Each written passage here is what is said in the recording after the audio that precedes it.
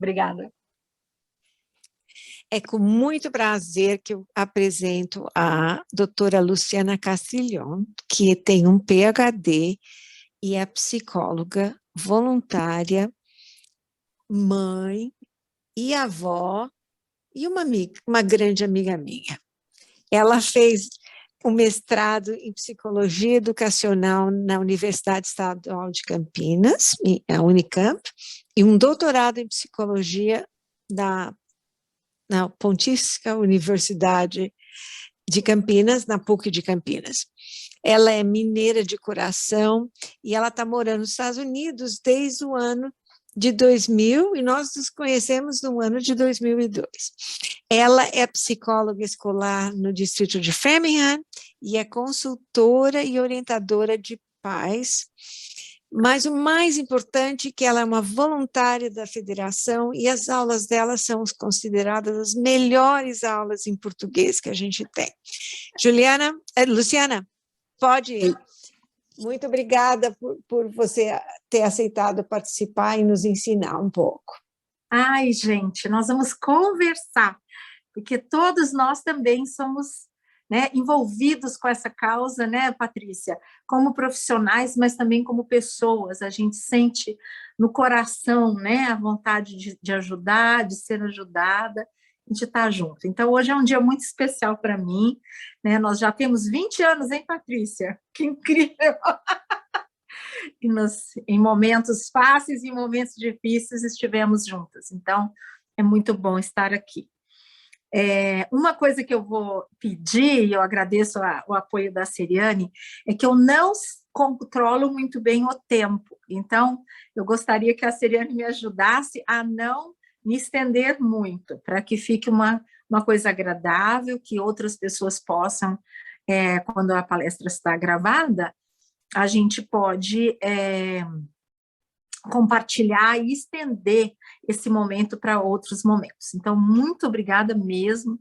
A federação ajuda muitas crianças, ajuda muitos jovens e abre perspectivas de tanto legais, com convênios, com as lutas todas, os direitos da criança, a advocacia da criança nas escolas, a ajuda aos pais que às vezes não sabem navegar, né, aquele labirinto que é, né, você ter uma criança com necessidades especiais. Então, a federação, ela apoia a gente de muitas maneiras. E a federação me ajudou a me tornar uma voluntária melhor. Então, tem um bracinho da federação no Brasil, através dos meus grupinhos de Zoom, não são meus, são grupos de mães e de pais de crianças, a maioria delas no espectro do autismo, e um pouco do que eu vou trazer hoje vem também com a experiência desses grupos, em especial o grupo Supermães, que é um grupo de mais ou menos 250 mães em todo o território do Brasil. Então, a federação está dando frutos também no Brasil, tá? A ideia de empoderar os pais, de informar, de trocar e de fazer rede. Então, muito bom estar aqui. Bom, a Seriane, se você puder, você já coloca o primeiro slide. Eu vou falar só mais um pouquinho sobre mim. Eu sou mamãe, sou vovó, tenho algumas pessoas na minha família que são neurodiversas, estão dentro do espectro do autismo. Às vezes você quer dizer que mas aí tem a outra parte da família que fala que não é, mas enfim, eu também me debato com desafios dentro das necessidades especiais. Tenho uma filha que tem um AIP, um plano de desenvolvimento individual, de educação individual. Então, o caminho que a gente trilha, eu o conheço de várias maneiras, né? Como mãe, como amiga e como profissional. Então, hoje eu gostaria de conversar sobre a necessidade que nós, pais, temos de mudar alguns dos nossos procedimentos em casa quando nós temos uma criança especial. Criar filho é muito difícil. Eu já criei muito filho e já criei muito cachorro. E eu vou falar para vocês, tem filho fácil e tem filhos difíceis. São poucos que são fáceis, que a mãe fala assim, criei nem vi.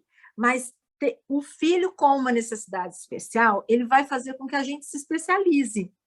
Então, filho especial faz especialistas. Você tem que ser especialista em quê? Especialista no seu filho, né? Então, conhecer o filho é uma coisa muito importante. E às vezes a gente não conhece o nosso filho. A gente não conhece porque a gente observa pouco, a gente age muito, ouve pouco e observa menos ainda. A gente não conhece o nosso filho porque a gente às vezes não entende bulufas do que os nossos profissionais nos falam, com exceção da doutora Patrícia, que explica tudo direitinho, mas, às vezes, eu converso com algumas mães que acabam de sair de um relatório de neuropsicólogo de 20 páginas, você entendeu o quê? Ela falou assim, nada, não entendi nada, sei nada. Então, é uma coisa, conhecemos os nossos filhos também através dos profissionais. Então, nós hoje vamos falar um pouquinho sobre isso, como extrair o máximo de informação possível dos profissionais que estão tentando ajudar nossos filhos.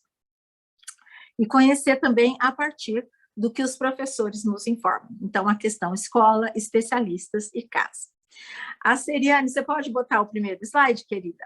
Por favor. A Seriane, a gente não está vendo, mas ela está aqui. A Seriane, ela trabalha com todo o departamento de português da federação, e então ela que faz com que tudo que acontece em língua inglesa, de língua portuguesa, aconteça. Então, a Seriane pode mandar o primeiro slide.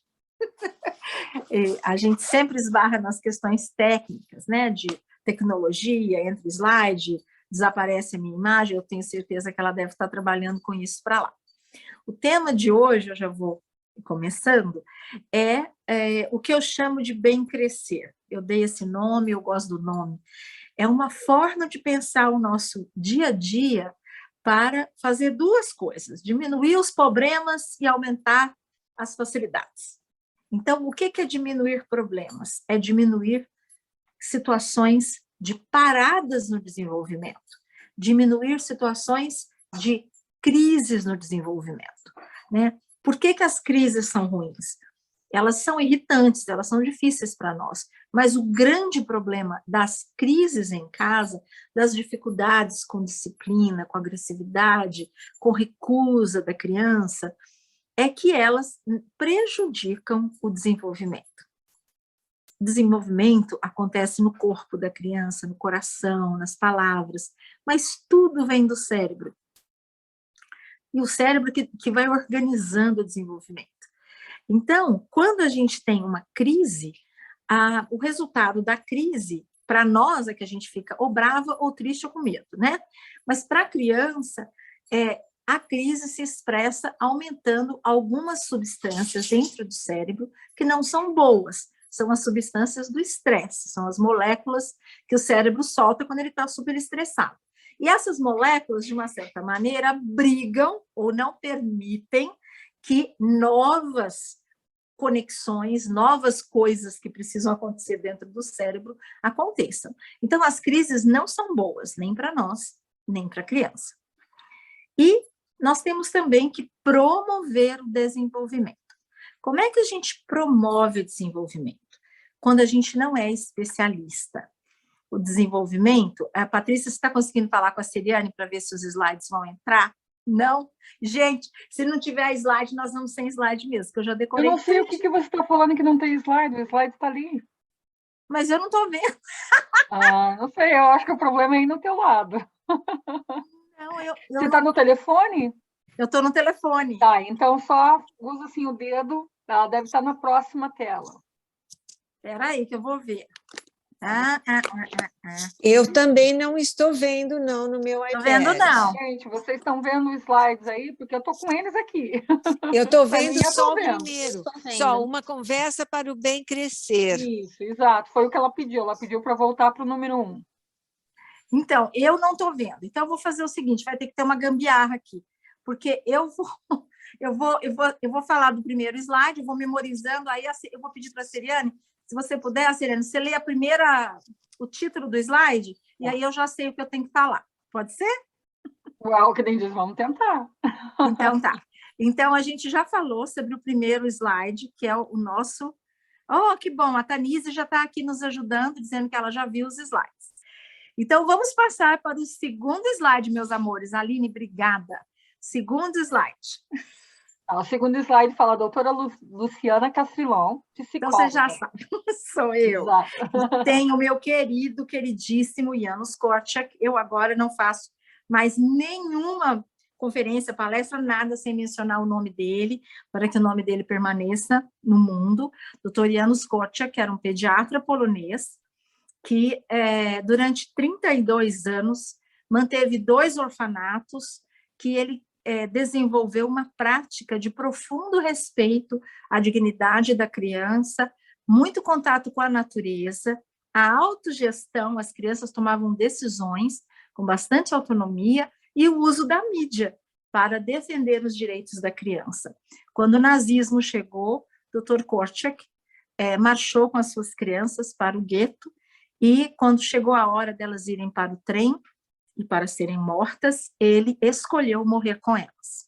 Então, ele é o meu herói pessoal, e quando eu tenho alguma dificuldade, eu volto e leio as palavras dele, e me junto com outras pessoas que são, que gostam, que amam o Dr. Korczak, e eu gostaria que vocês se lembrassem do nome dele com carinho, e procurem o Dr. Korczak, tem muito material online, ele tem muita coisa bonita, e a gente vai falar um pouquinho mais das coisas lindas que ele fez durante tanto tempo. Bom, passando para o próximo slide. Está aparecendo as estradinhas? Isso, o desenvolvimento acontece. Isto. Então, quando um cérebro vai se desenvolver, o cérebro da nossa criança, vocês vão ver que tem aí 3 fotinhas. A primeira foto é de uma estradinha asfaltada. É uma estrada fácil, né?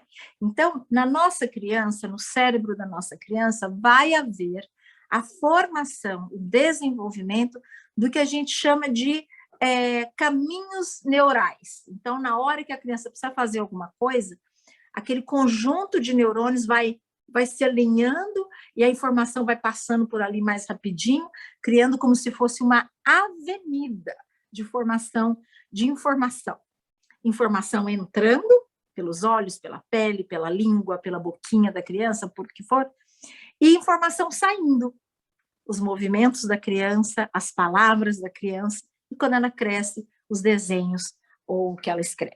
Então, entrando ou saindo, o cérebro pode ter avenidas.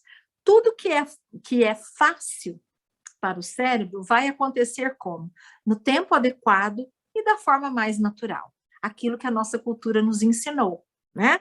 Então, por exemplo, a minha filhinha de 34 anos, aprendeu a fazer xixi no pinico, eu nem ensinei. Ela viu os 2 irmãozinhos sentando no pinico, ela foi lá, sentou, quando eu vi já estava treinada. Quem teve que treinar uma criança no espectro do autismo a sentar em cima de uma privadinha, mas não tem tônus muscular, fica com medo, segura o ânus, não consegue fazer o cocô, a hora que acabou de botar no chão, andou para ali para o corredor, fez o cocô no chão. Então, esta criança é muito mais difícil de você conquistar a independência da higiene do que uma criança que aprende por si só. Então, existem avenidas, conquistas que são fáceis, vamos dizer assim. Também existem, no cérebro da nossa criança, as estradas barrentas, os obstáculos, as montanhas, que tem que cavar um túnel dentro da montanha, né, para conseguir varar, para conseguir fazer o desenvolvimento acontecer. E, às vezes, esses bloqueios são permanentes. Por exemplo, uma criança com uma deficiência visual, com uma paralisia cerebral. Então, você vai estar passando a vida contornando o obstáculo, né? Colocando, e a humanidade tem feito isso de forma linda, né? Tem paralisia cerebral? Vamos fazer uma tela sensível a toque? Acaba beneficiando a humanidade inteira, né? Nós nos beneficiamos das conquistas que foram criadas para as pessoas com necessidades especiais. A gente pode contornar, não enxerga, mas pode ter uma bengala com um sensor. Então, nós vamos compensar, nós vamos contornar, ou nós vamos criar o caminho. Então, às vezes, quando a gente fala de desafios ao desenvolvimento, os pais, os professores e os especialistas têm que se juntar, porque ali a passagem não vai ser criada com facilidade, vai ser mais difícil, ou talvez, às vezes, até impossível. Então, nós temos que criar um atalho ou um caminho alternativo, né? Isso em todas as áreas do desenvolvimento. E quando a gente tem um obstáculo, o que a gente vai ter que fazer? Então, essa é a terceira foto. A gente tem que pegar aquelas avenidas, aquilo que é forte, aquilo que é bem desenvolvido na nossa criança, e utilizar os nossos recursos, mais os recursos da criança, para conseguir criar estratégias mais fáceis para ensinar, né? Então, aí vem a nossa criatividade, vem a nossa invenção, vem a nossa capacidade de colaborar com os outros, mas não vai ser feito da mesma maneira que uma estrada simples. Ela exige mais esforço e mais sistemas, né? Nós vamos falar agora sobre a criação de novos sistemas. Pode passar, por favor, Siriane. Recursos para o desenvolvimento. Recursos para o desenvolvimento. Aí são as avenidas. É tudo que é fácil. Gente, eu falei para vocês que eu lembrava tudo, mas eu não lembro. Então, recurso é tudo que é fácil. São as competências que a criança já tem. Eu não lembro o que está escrito aí, mas eu vou falando. Eu posso falar para você. Um título de cada vez: competências motoras, grossa e fina. Isso. Eu vou falando, se eu esquecer, depois você me lembra, tá? Então, aí a gente vai falando assim, o que a criança já conquistou? Então, a sua criança tem um desenvolvimento motor grosso, o tônus, ela é forte, ela anda, ela consegue correr, ela sobe escada. A competência motora fina, ela consegue ter um desenvolvimento da sua capacidade mais delicada e mais especializada. São competências motoras. Temos as competências sensoriais, a capacidade de integrar, de compensar. Se ficar muito quente, muito frio, muito iluminado, muito colorido, tem criança que, para ela, tanto faz, ela se acomoda fácil com tudo, né? Se a roupa tem etiqueta, ela vai, ela veste, ela sai brincar. Então, tem também as capacidades de coordenar e integrar e modular a parte sensorial. Nós temos as competências sociais, a capacidade que a criança tem de fazer novos contatos e sustentar esses contatos, né? O esperado é que a criança consiga se relacionar com crianças da idade dela, um pouco mais velhas, um pouco mais jovens, e também com adultos. E nós temos as capacidades de regulação emocional. O que é isso? Vocês são jovens, eu sou velha. Existe um brinquedo chamado João Bobo. O João Bobo era um tipo de um balão que tinha um peso embaixo. Aí você jogava o João Bobo para cá e ele voltava. Jogava o João Bobo para cá e ele voltava. Então, o que é isso? É a capacidade de regulação emocional. A capacidade que a criança vai desenvolvendo de sair de um estado de desconforto emocional e voltar para um estado que a gente chama de estado de calma e alerta, né? Então, esses são recursos que a sua criança pode ter, né? E os recursos do raciocínio. O cérebro é uma máquina de aprendizagem que consome açúcar para queimar energia, né, para fazer energia, e ele precisa de duas coisas. Ele precisa de rotina e ele precisa de novidade. Se tiver rotina demais, ele não vai crescer. Se tudo estiver confortável para o cérebro, ele não vai crescer, não vai desenvolver. Se tiver muita novidade demais, é o caos. Então, o cérebro também não gosta. A criança não gosta de viver no caos. Ela precisa da confusão, né? Ela precisa de rotinas e novidades na proporção correta, né? Para ficar uma comida para o cérebro, uma comida gostosa.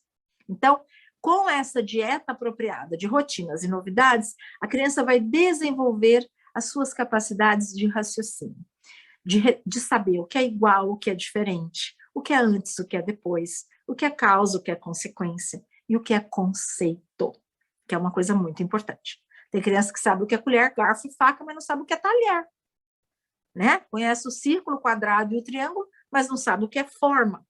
A gente conhece o gato, o rato, o macaco, mas não sabe o que é mamífero.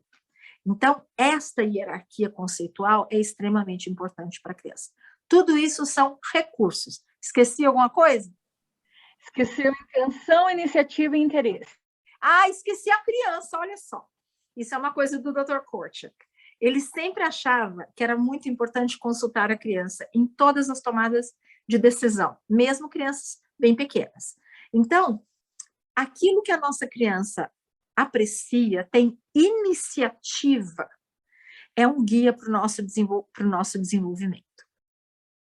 Teve uma mãe outro dia que falou assim, qual que é o seu problema? A gente estava conversando e a mãe falou, eu não aguento mais, eu arrumo a cozinha, passo o pano, ele vai lá, pega, abre o filtro, aqueles filtros do Brasil, deixa derramar a água, inunda a cozinha, pega tudo que está embaixo da pia e joga no chão. Para me sacanear. É a opinião da mãe, na época ela estava muito brava, ela falou para me sacanear o negócio. Quando a gente vai ver, por que é que essa criança é tão atraída pela água e pelas panelas que estão embaixo da pia? A criança está te expressando a iniciativa dela, a motivação, o sentido de agência dela sobre o mundo. E a gente precisa muito observar esse lado. Teve uma criancinha também que ela tinha uma tosse que era de autoestimulação de autismo. Tosse, tosse, tosse, tosse, tosse, tosse, e a mãe desesperada. Aí eu perguntei para a mãe assim, estudo online, né, gente? Então, no Brasil não tem terapeuta, não tem nada, não tem tu, vai tu mesmo. Aí, conversando com ela, eu falei para ela assim, que horas que essa criança não tosse? Ela falou, quando tá tomando banho. Eu falei, então tá bom, então vamos lá. Aí a gente começou a colocar água nesse dia a dia dessa criança muito mais vezes, de várias maneiras. E aí a mãe, observando, ela foi conseguindo superar uma dificuldade a partir do próprio sentimento de conforto, de iniciativa, de motivação e de interesse da criança. Então, a gente tem que pensar nisso como um recurso, né? Próximo slide. Desafios para o desenvolvimento. Aí são os desafios. Esse eu vou falar da parte mais básica até as partes mais abstratas e mais intencionais do cérebro. Para as crianças que têm dificuldades, necessidades especiais, um dos primeiros desafios é a parte sensorial e motora, né? Algumas crianças no espectro do autismo ou com algum transtorno metabólico, elas não vão perceber o mundo da mesma maneira que a gente.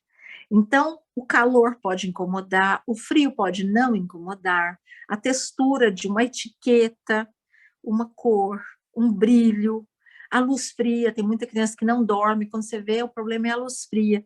Então, as crianças podem ter desequilíbrios na calibragem sensorial. E nós podemos ajudar a nossa criança, porque pode ser um grande desafio, né? Por exemplo, a necessidade de regulação do sistema vestibular da criança, do equilíbrio, faz com que algumas crianças no espectro do autismo precisem ficar rodando ou pulando. Então, a gente vai ter que calibrar isso, porque senão o resto não acontece, né? As outras coisas da vida, do desenvolvimento da criança não vai acontecer. Então, nós temos as dificuldades sensoriais, temos as limitações motoras, né?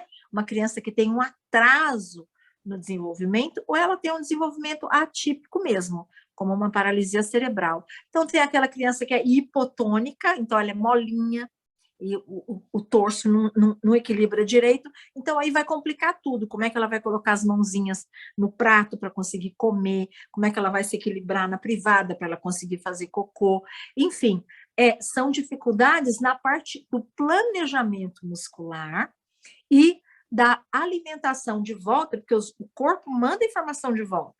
Onde está meu pé? Onde está meu bumbum? Onde estão os meus braços? E no caso das nossas crianças, às vezes esse feedback para o cérebro não é bem feito. Então, nós podemos ter uma criança medrosa, que tem medo de pular, que tem medo de sair, e tem medo, às vezes, até de sair lá fora, pela necessidade de acomodação visual. Nós temos crianças também, me avisa se eu estou correndo muito, tá? Porque eu estou querendo correr para a gente poder conversar.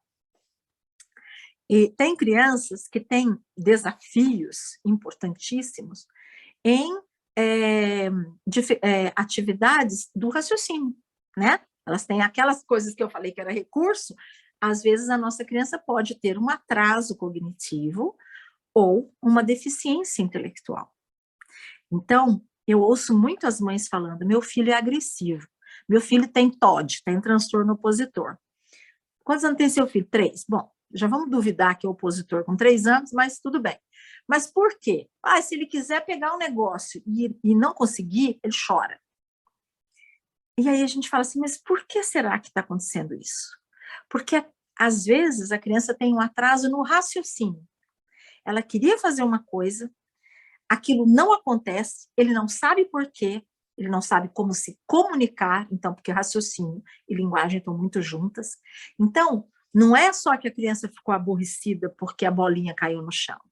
A criança fica amedrontada, com raiva, ela não entende o que está acontecendo.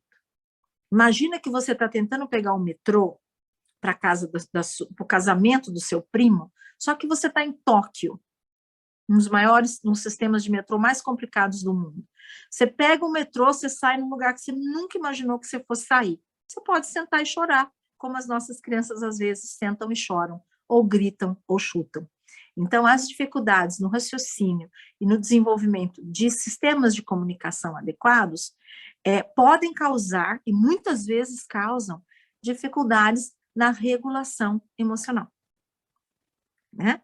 Nós temos crianças que são especiais, porque toda a nossa capacidade de sentir emoções é regulada por neurohormônios que são produzidos no cérebro. Se houver alguma dificuldade de nascença, a criança já nasceu assim, ou de percurso, né, os traumas, as dificuldades que acontecem quando a criança é pequenininha, que hoje a gente está chamando de efeitos adversos da infância, né? É o sofrimento, né? Quando a família não está conseguindo dar conta das necessidades daquela criança, então há sofrimento, né? Então, esses sofrimentos também podem abalar, prejudicar a capacidade que a criança vai adquirindo de voltar para o estado de calma e alerta, né?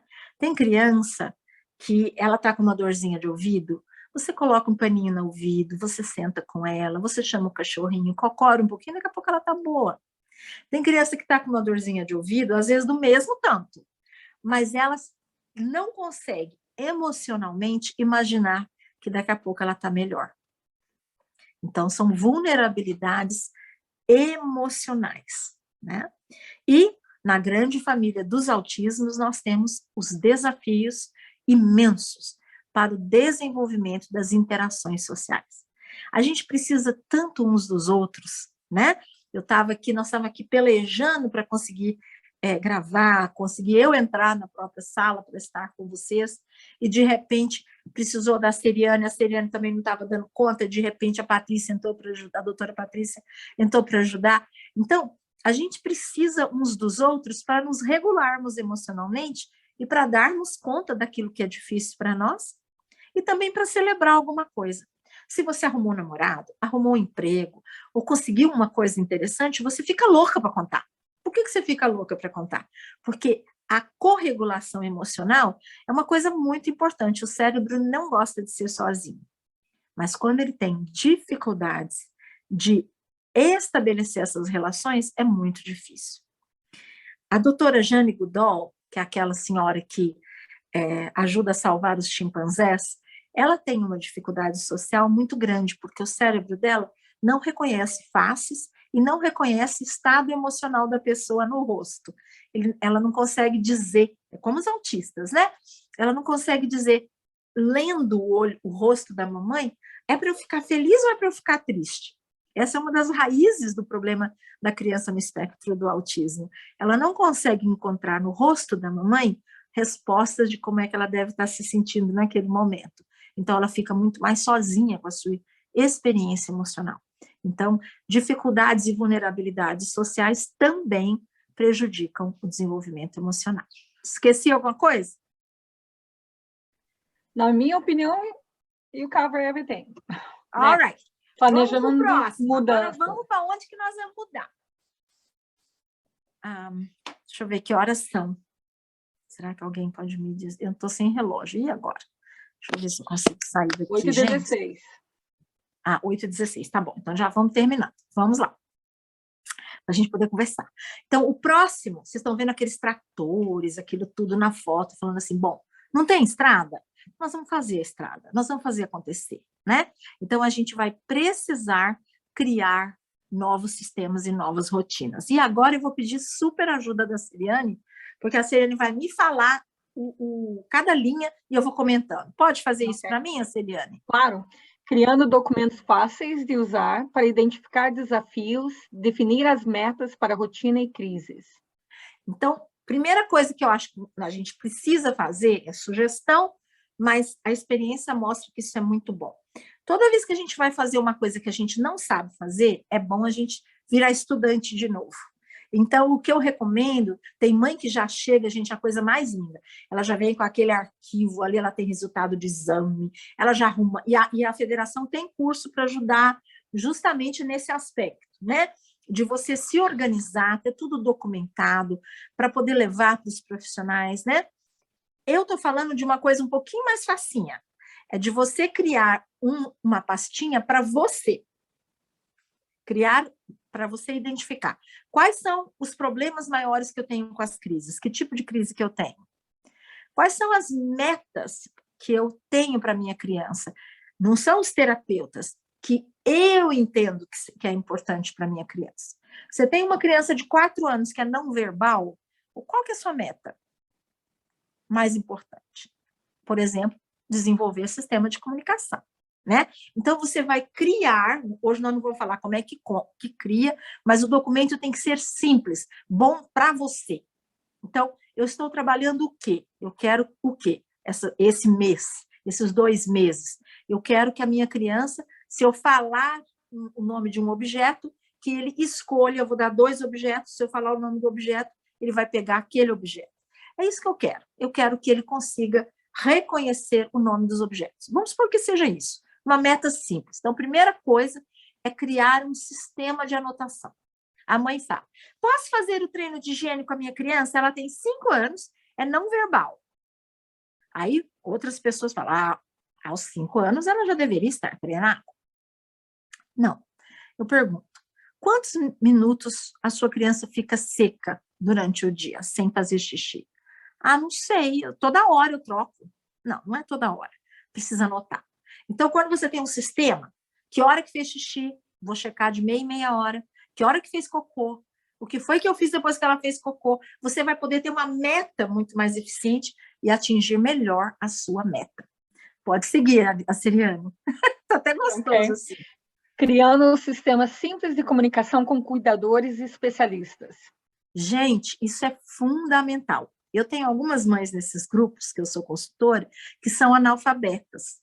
Então, elas morrem de medo, mas eu falo para elas, por favor, chegando no final da consulta, peça para o doutor gravar para você no WhatsApp, né? Você liga para alguém e deixa ele gravando ali, ou você mesma cria uma mensagem para você guardar o que é mais importante que o profissional falou para você. Se você não entende laudo, comece a juntar as ajudas, pessoas que têm um pouco mais de estudo, pessoas que falam a língua em que o relatório foi escrito. Procure estabelecer uma forma de comunicação. Então, vou começar a dar o remédio. Como é que eu vou informar a enfermeira da escola que meu filho começou a tomar um anticonvulsivante? Né? Como é que ela vai me falar se ele comeu ou não comeu? Como é que eu vou anotar que horas que ele dormiu ou não dormiu, porque agora ele está tomando um remédio para hiperatividade? Então, criando sistemas de comunicação, escola, especialista, cuidadores e eu, que quem ancora o processo da criança, normalmente é a mãe e o pai. Né? Então, é super importante criar esses sistemas. Grupo de e-mail, né? Para você conseguir mandar, agora ninguém mais usa e-mail. Então, os especialistas dificilmente usam WhatsApp. Então, o que você vai utilizar? Né? Mensagem de telefone? Você vai aprender a usar um fax? Eu não sei, fax não é muito bom. Mas você vai tentar usar sistemas de comunicação. Né? E isso é extremamente importante. No caso das escolas, eles utilizam agora os e-mails, o Remind, tem vários aplicativos para você conseguir se comunicar com as pessoas. E você, aquilo que for importante, você vai passar para aquele seu caderno com as metas. Você fala, tá tendo dificuldade para entrar no ônibus, e agora? O que eu vou fazer? Né? Então, é importante criar sistemas de comunicação e perder a vergonha de falar que você não entendeu nada. Que às vezes, esse é um grande problema das mães que levam as crianças para o consultório, que às vezes elas ficam com vergonha de falar, não entendi nada. Então, é importante perder a vergonha de fazer pergunta. Não existe pergunta imbecil, são todas inteligentes. Toda pergunta é inteligente. Estabelecendo prioridades. Estabelecer prioridades. Extremamente importante. As prioridades vão ser, que eu acho, minha opinião, sempre, calibrar o sensorial da sua criança, número 1. Número 2, ela tem que estar confortável. Então, assim, por exemplo, vou dar um exemplo rápido. Uma criança que está, assim, destrambelhada na minha escola, na escola em que eu trabalho, destrambelhada. Aí eu fui ver, sabe quantas horas de tela essa criança tem por dia? 6. Então, o sensorial dela está totalmente desregulado. Então, a primeira meta para essa criança é calibrar o sensorial, né? Através de atividades que calibram o sensorial, né? Então, é muito importante estabelecer metas. Então, sensorial, a meta de regulação emocional, que a sua criança consiga voltar para um estado de calma e alerta, aprenda a pedir estratégias de regulação, se ela não consegue fazer sozinha, ou consiga utilizar sozinha as estratégias de regulação sensorial. E o terceiro pilar, que eu acho muito importante, é a comunicação, que ela consiga expressar o que deseja e que você precisa, e você consiga expressar o que você vai fazer para responder à necessidade dela. Próxima. Identificando nossos recursos, nossas fragilidades. Gente, desculpa, eu posso fazer uma pergunta? Claro. Você falou 1, 2 e 3 da relação prioridade. 1 é calibrar o sensorial da criança.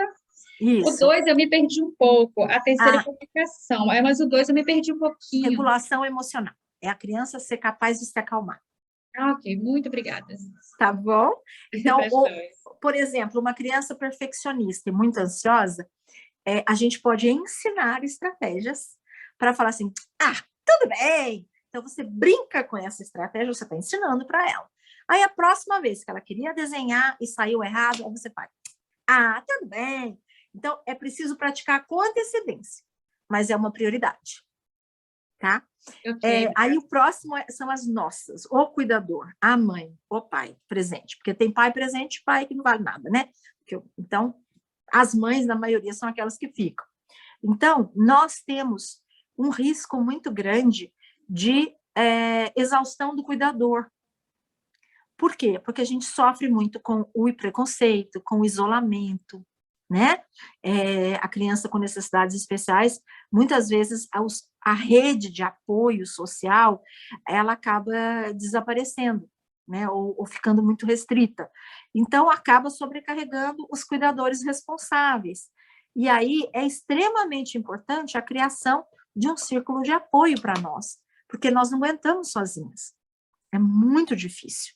Então, é preciso que você preste atenção, principalmente no seu sono, todo mundo tem direito de dormir, na sua hidratação do cérebro, o cérebro não pode ficar sem água. Eu não sou médica, de jeito nenhum, mas todo médico que eu converso fala, cérebro importante, a doutora Patrícia pode até comentar depois, cérebro precisa estar hidratado, cérebro precisa estar bem nutrido, não pode ficar com aqueles picos de glicemia, dá um danoninho, 18 gramas de açúcar, dá mais um todinho, são mais 36 gramas de açúcar, a criança fica despirocada, você fala, não, agora nós vamos trabalhar já na base do mingau de aveia, do angu de fubá, que vai dar uma nutrição adequada para esse cérebro. Então, nós precisamos dessa tranquilidade para nós estarmos lúcidas e tomarmos as decisões que o nosso cérebro precisa, não só o nosso, mas o da nossa criança. E dormir, que é muito importante para as mães também. Próximo. Alô, alô? Gente, será que vocês estão aí? Estamos sim, é por causa que o microfone demorou um pouquinho para conectar. Tá Apoios à aprendizagem em casa. Isso. Então, a gente pode, em casa, criar a dificuldade para chegar na facilidade. É necessário, quando a gente tem uma criança com desafios especiais, que a gente esqueça um pouco a avenida. Esquece que tem um jeito fácil de fazer. Vamos fazer o jeito difícil, o jeito especializado, né? Por exemplo, a criança não gosta de lavar o cabelo. Então, qual é o problema? Sensorial, né? A textura, a hora que a água cai ali, é a mesma coisa que está caindo chumbo derretido. Então, o que você vai ter que fazer? Você vai ter que fazer de um jeito diferente. Você vai fazer cantando, você vai fazer dentro, mergulhando numa piscina ao invés de ser no chuveiro. Você vai tentar desenvolver uma nova forma de ensinar aquilo que você queria. Você quer que a sua criança seja flexível e ela adora polenta? Você vai fazer polenta cortada em pedaços pequenos e grandes. Aí você fala, que bom que você está comendo pedaço pequeno e pedaço grande. Que bom, você é bem flexível. Você vai ter que criar, você fala, mas que coisa estúpida falar isso para a pessoa. Não é estúpido. Você vai criar uma forma de ensinar aquilo que você quer. Quer ensinar para a sua criança o conceito de tempo? Você pega um barbante, coloca do lado da televisão e fala, são 20 minutos. Aí, cada 5 minutos, você vai baixando um bonequinho grudado, um pregador de roupa, grudado no bonequinho. Ó, acabou. E agora? Onde vamos? Qual é o próximo? Então, você criou uma situação diferente para estimular o desenvolvimento e o ensino em casa. Né? Isso é importante. Agora, acho que já vai passar o slide, né?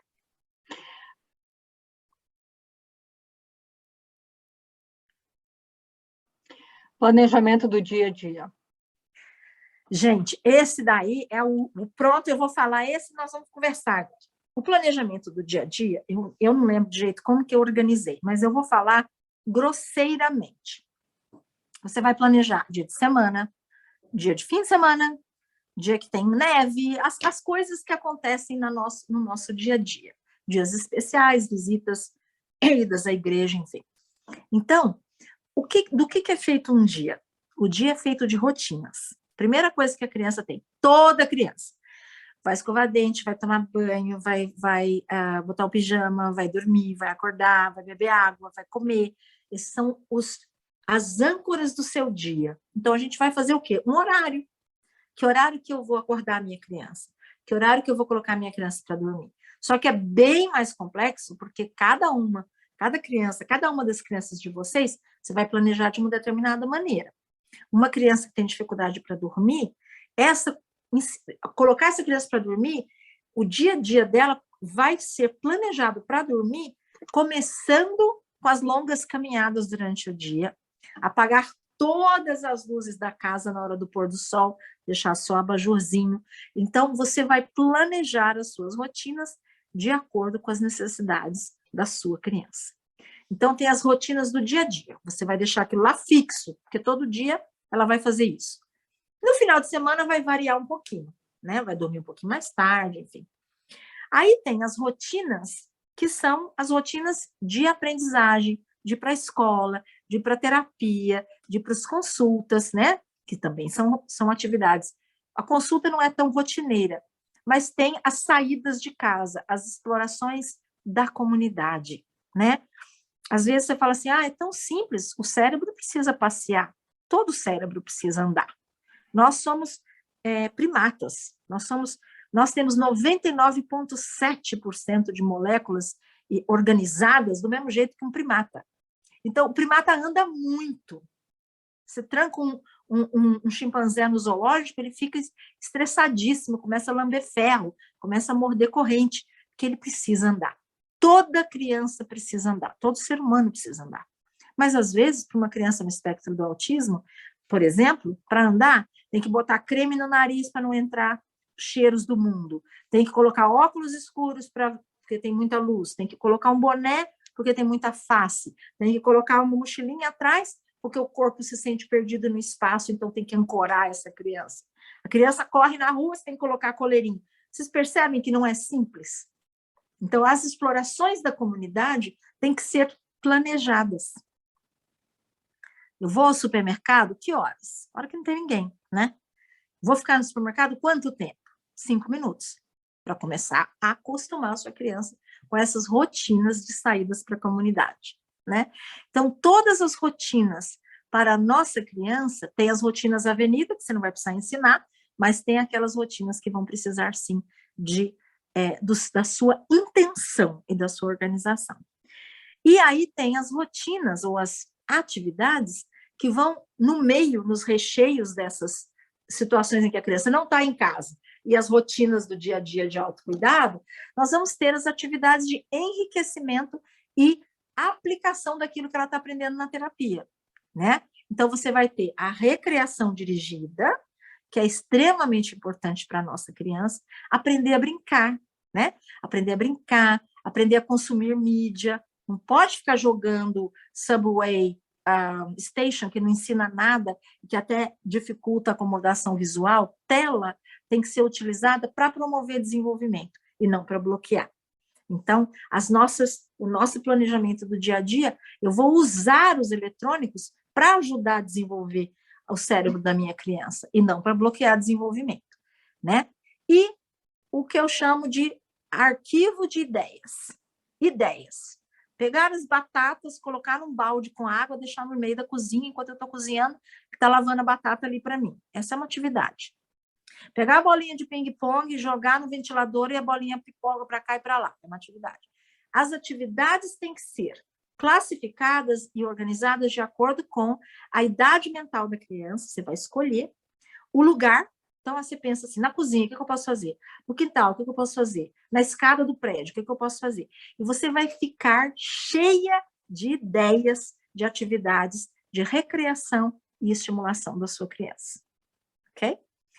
Quando uma parte do seu dia, você vai dedicar, eu acredito que em média, 1 hora por dia, nós podemos dedicar para crianças pequenas, 15 minutos por dia para uma criança um pouco mais velha, mas independente, para fazer o ensino explícito de alguma coisa que ela precisa aprender, né? Então, aprender a fazer xixi no pinico, aprender a fazer as tarefas de casa. Então, é aquela hora em que você vai ter uma direção maior ainda daquilo que a criança vai aprender. Aprender a tomar banho sozinho. Então, você vai ter um currículo. Assim, o que eu estou ensinando para minha criança essa semana? Né? Comer com a colher. Pode ser uma meta. Então, você vai ter um horário no seu dia em que você vai trabalhar uma habilidade específica. Aprender a atravessar a rua, por exemplo. Então, você acaba vendo que o seu dia, você tem mais clareza. E aí, isso reduz crise, porque a crise, ela melhora muito quando você já sabe o que vai acontecer, vai ajudar seu filho a viver as transições, a interromper uma atividade, colocar outra, e isso reduz as crises. E você vai ensinando a sua criança como voltar para o estado de calma e alerta, através, por exemplo, da calibragem sensorial. Quando eu estou bravo, o que eu faço? Tem uma caixa de geladeira com um colchonetinho lá dentro tem uma lanterninha, minha mãe já praticou isso comigo, a hora que a criança está muito brava, você fala assim, não está na hora de ir para Bate-Caverna, não? Então, enfim, cada criança vai ser uma, mas você pode, organizando o seu dia a dia, planejar como é que você vai intervir em crises. Eu nem vou me estender na questão da crise, eu tenho uma apresentação que eu vou compartilhar com quem quiser, que chama Crises, são o que eu preciso fazer na situação de crise, mas a maioria dos problemas da crise se resolve com o planejamento das rotinas e o ensino do que a criança pode fazer ao invés de quebrar tudo, jogar tudo e armar um piti, né? Vai haver outras apresentações e vocês prestem bastante atenção naquelas que vão falar sobre antecedentes, comportamentos e consequências, né? Analisando a nossa crise, escrevendo, né? Assim, deu um piti, onde foi? Como foi? Aí você vai aprender, o que eu preciso ensinar para o meu filho que o meu filho ainda não sabe? E aí você vai prevenindo cada crise, tá bom? Eu acho que a gente ainda tem um tempinho, eu queria deixar aberto para pergunta, gente. a federação é uma comunidade, e eu acho que essa conversa não vai se extinguir. Eu sou voluntária, estou sempre à disposição, e eu quero compartilhar com vocês aqui um sonho que a Patrícia e eu, a Celiane, é mais novinha, mas nós tínhamos um sonho de fazer da federação um repositório de recursos, né, como esse, né, dessa gravação, para ser compartilhado com outras mães. E vocês podem ajudar a federação nesse sentido, sugerindo temas, visitando o nosso site, enfim, ajudando a federação a ser cada vez mais efetiva. Não só para nós que estamos aqui, né, na Nova Inglaterra, mas também para os nossos irmãos e irmãs